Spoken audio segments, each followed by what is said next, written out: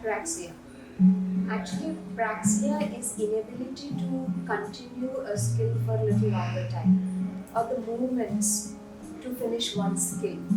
So, apraxia meaning they're unable to continue or fill a movement. A skill cannot be fulfilled completely. A movement cannot be filled completely. So, this can be apraxia. So, as a speech therapist, actually, I'm more worried of apraxia than a child with autism spectrum disorder or Down syndrome or mental retardation, because apraxia children might be having good comprehensive skills. They're very good at understanding things, following the command. They're very good at making an eye contact with you, learning everything by imitation, but they will be unable to speak even if they wanted to speak. And the major problem would be inner.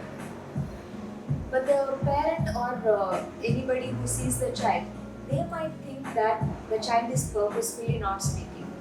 The child knows everything but he is not speaking. So why is he not speaking? It could be that the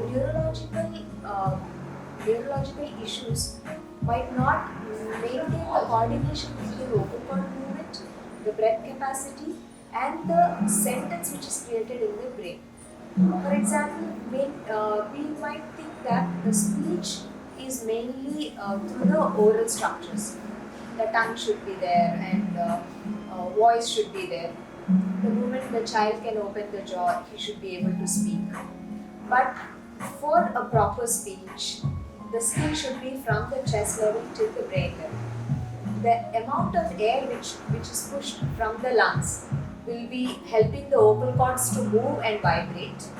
And the moment the vocal cords are helping the child to vibrate, like even when they're crying, when they cry a lot and then they stop, then they cry a lot again and then they stop. Vocal cords are moving by at a different level and different speed. The oral structures are the ones which will help that sound to come as a word. And once the word comes out, the neural coding should happen. This word is meaningful to that particular situation. And if that matches and reinforced, yes, we spoke, and that will be recorded and made the child to repeat that word again and again.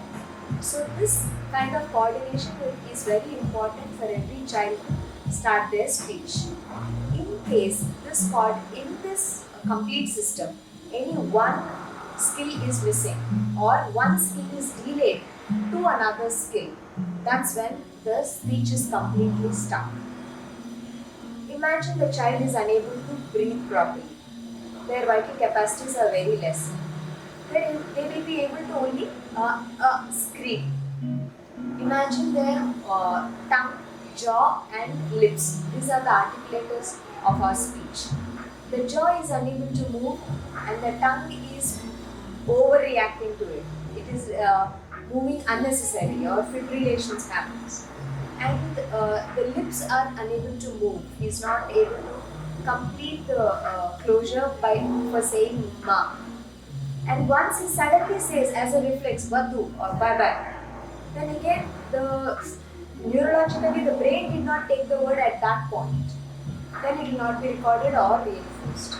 So these many complex skills are worked together to make the child speak well.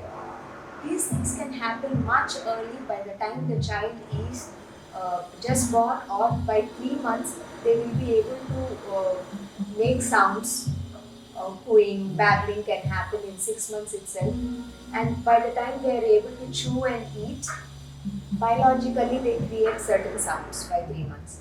So these sounds will come to speech level, and once the speech is achieved, it will be reinforced by the parent, and then the whole speech is achieved.